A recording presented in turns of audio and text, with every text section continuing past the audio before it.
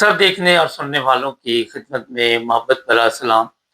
नाज़रीन, हमारे साथ जर्मनी से सरदार साहब होंगे, लेकिन आज के हालात में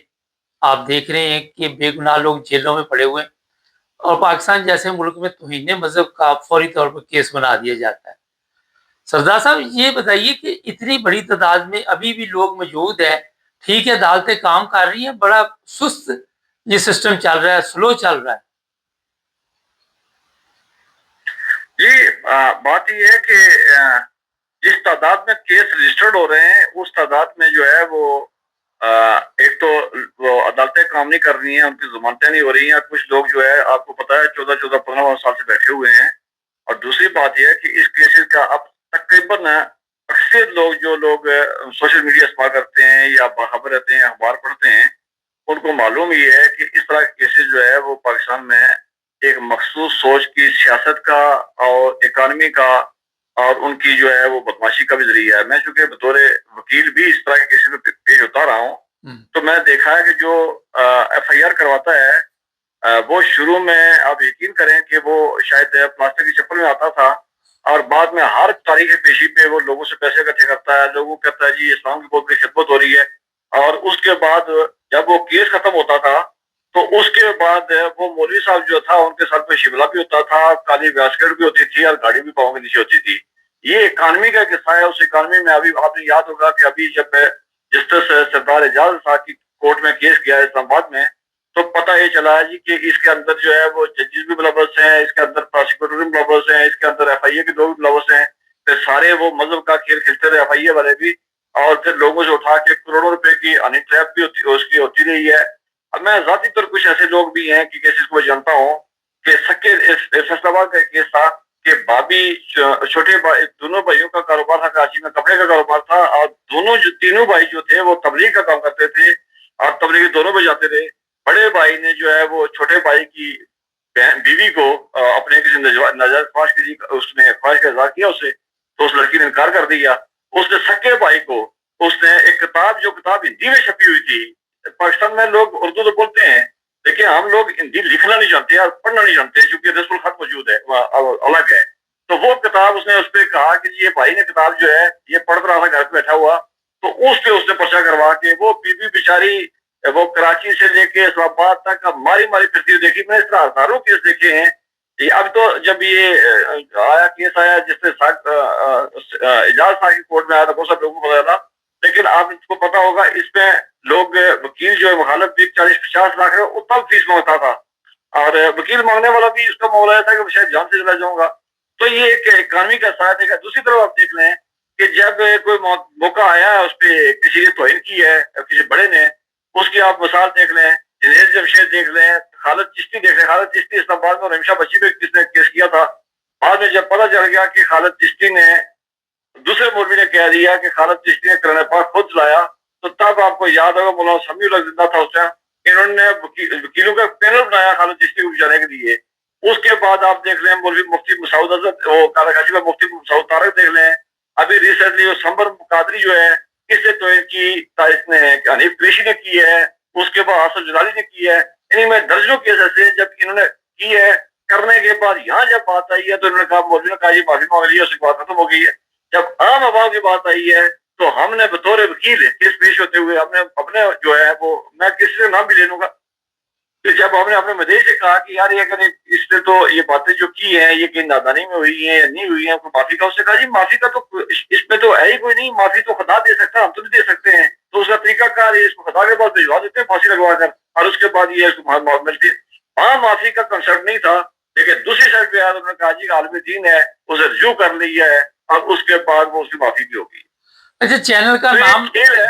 ये खेल है, ये मजहब का काम नहीं है। अच्छा, चैनल का नाम ना लीजिएगा, लेकिन एक निजी चैनल के ऊपर भी ये 10 मुहर्रम को तौहीन मज़हब के लिए आवाज उठी है कि इस चैनल ने कुछ ऐसी खाके तैयार की है, ऐसे प्रोग्राम तैयार किए हैं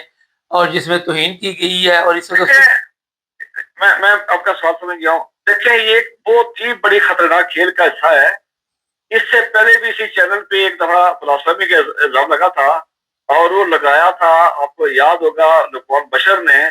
उनके मॉर्निंग शो में एक जो उनकी एंकर होती थी,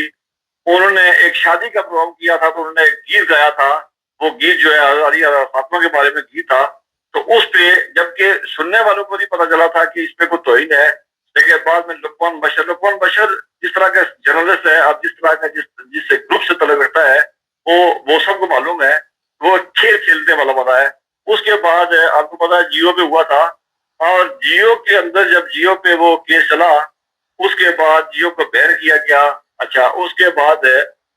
جیو کو بین کرنے والا بندہ جو تھا وہ بھی ایک انتہائی متشدد اور انتہائی جب پیمرا کا چارج اس سے موجود تھا، وہ بھی انتہائی گلیز ذریعے کا مالک تھا، وہ بھی اس طرح میں جانتا بھی تھا اس کو۔ اور اس کے بعد ہوا کیا تھا کہ مختلف اداروں کی طرف سے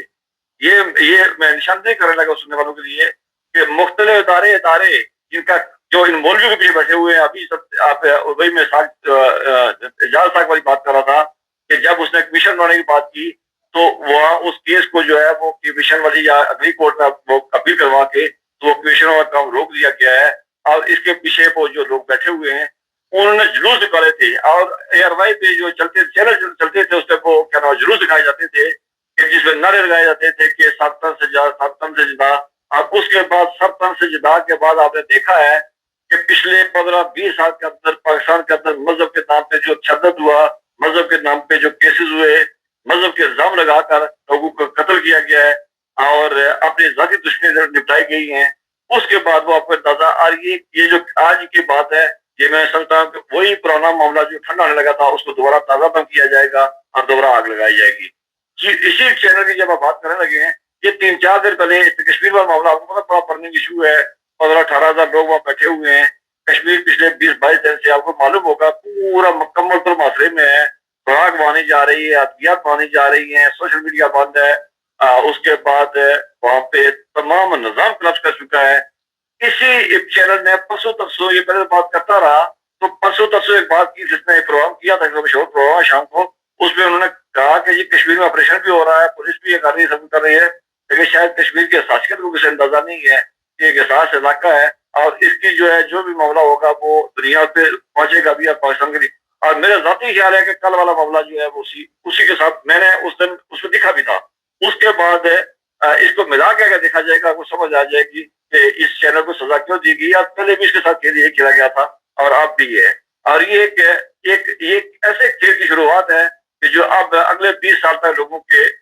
جو خون رستہ رہے گا، بلیڈنگ ہوتی رہے گی، اور یہ نظام جو ہے جو جس پہ سوال اٹھانے لگے تھے، آپ اٹھانے لگے تھے، دیگر لوگ اٹھانے لگے تھے کہ بلاسفامی کے نام پہ لوگوں کو کرنے کاٹی جا رہی ہیں، مقدمات کیے جا رہے ہیں، لوگ جن میں سڑ رہے ہیں، اس کام کو دوبارہ تازہ دم کیا جائے گا۔ اچھا سر، تھوڑا سا پولیس کے بارے میں بات چیت کر لیں کہ سی سی ڈی یہ سرگودا واقعہ ہوا، آپ دیکھتے ہیں کہ بے گناہ لوگوں کو مارنا ان کا یہی مشکل ہے اب؟ دیکھیں، بطور قانون کا طالب علم کوئی کسی جگہ کسی کو الاؤ نہیں کر سکتا ہے کہ بغیر وہ کسی کو انویسٹیگیشن کیے، بغیر کسی تحقیق کے، بغیر اس کو لا کورٹ میں پیش کیے اس کو وہ سزا دے۔ اور یہاں دیکھیں درجنوں معاملات ایسے بھی ہو چکے ہیں کہ جب پتہ چلا ہے کہ یہ جو کاؤنٹر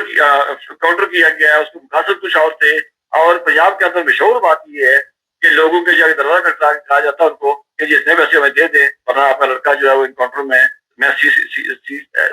سی ڈی کا ہوں، انکاؤنٹر مار دیا جائے گا۔ 2 ہفتے اندر کی بات ہے کہ چکوال والا معاملہ جو بچی ماری گئی، آسٹریلیا بچی ماری گئی ہے، اس کے بعد چونکہ آسٹریلیا کی وہ بچی نیشنل تھی، آسٹریلیا نیشنل تھی، اس پہ ادارے بھی حرکت میں آئے، پھر معافی بھی مانگی ہوئی، پریس کانفرنس کی ہے، پنجاب میں ترجمان کا بھی مطابلہ ہے۔ لیکن یہ جو سرگودا والا معاملہ جس کی طرف نشاندہی کی ہے، اب بظاہر لگتا یہ ہے کہ ڈی این اے میچ نہیں ہوا، یہ معاملہ بھی فیک ہے، اور درجنوں کیس اس طرح پنجاب کے اندر ہو چکے ہیں۔ اور لیکن آپ دوسری طرف دیکھ رہے ہیں کہ یہ ادارے تو کسی کو کر رہے ہیں یا حکومتیں بیٹھی ہوئی ہیں، وہ بغیر کسی شناوائی کے، بغیر کسی ثبوت کے لوگوں کو کالعدم بھی کرا دیں، لوگوں کو دہشت گرد بھی کرا دیتی ہیں، ترجمہ دے کے پھر ان کے خلاف کرایا ہوتا ہے۔ چیز یہ ہے کہ آپ نے اگر کسی کو سزا دینی ہے تو سزا کا طریقہ کار موجود ہے، عدالتیں موجود ہے، عدالتوں میں سزا موجود ہے۔ یہ ایسا نہیں کہ چند لوگ بھرتی کریں۔ ابھی آپ کو یاد ہوگا پرسنل سوشل میڈیا پہ خبر چل رہی تھی کہ 1,80,00,000 روپے انہوں نے بل بھیجا سی سی ڈی نے کہ جی ہم جو لوگوں کو جو پکڑتے ہیں تو ان کو ہم نے کھانا کھلایا تو بل ہمارا اتنا آیا ہوا ہے۔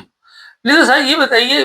اس میں اگر کسی غیر ملکی کے ساتھ یہ سب کچھ ہو جاتا ہے تو وہاں پہ تو پریس کانفرنس شروع ہو جاتی ہے، اگر عام غریب آدمی مارا جاتا ہے تو کوئی پوچھنے والا نہیں۔ اللہ نے کہا نا وہ کہ وہ ایک طریقہ کار ہے ان کا کہ اس طریقہ کار میں جب وہ بولے گا تو پھر ادارے پیچھے بیٹھے ہو, ریاست پیچھے بیٹھی ہو, وہ صوبہ پیچھے بیٹھا ہو تو وہ بولنے نہیں دیا جاتا ان کو. کل بھی وہاں کے وہ ایک وزیر گئے ہوئے تھے, انہیں تھلی دی ہے جی کہنے کے بعد تھلی ہوگا, جبکہ دوسری طرف خبر یہ وزیر کو پتا تھی کہ خبر یہ آ رہی ہے کہ یہ انکاؤنٹر جو ہوا ہے فیک ہوا ہے. لیکن یہ ہے کہ پنجاب کے اندر اس طرح کی وارداتیں ہو رہی ہیں. میرے خیال میں کوئی پراپر اگر کچھ نظام ہو, کوئی ریاست ہو, کوئی ادارے بیٹھے ہوئے ہوں اور کسی کو انسانیت سے زیادہ پیار ہو تو وہ کم از کم اس پہ ایک ہی کیس پہ تحقیق کروا لے کہ چیک کر لے کے پتہ چل جائے گا کہ یہ کسے کیا. اور دوسری بات ہے, ایک طرح کی کہانیاں سب میں کہ یہ ہوتی ہے کہ یہ فلاں جگہ پہ لے کے جا رہے تھے اس کو اور فلاں جگہ پہ یہ جو ہے نا وہ نشاندہی کرنے جا رہا تھا, اس کے ساتھی آئے تو چھوڑ دیے. تو ایک عام آدمی جو پکڑا جاتا ہے کون ساتھی کون سا اس کے وہ حملہ کرنے والے, ساری کہانیاں ہیں. اور اس میں بہت سے لوگوں نے دشمنی نپٹائی ہیں. سنائیے گا اب ریٹ مقرر ہو چکے ہیں, ان ریٹ پہ بھی کیس میں پیسے دو کسی کو اپنے مخالوں کو پھڑکا دو. بہت شکریہ سر. تو اچھا جی, یہ چینل 10 محرم کے حساب سے جس کی بات ہم کر رہے ہیں, اس کے لیے کوئی اچھی خبریں نہیں ہیں.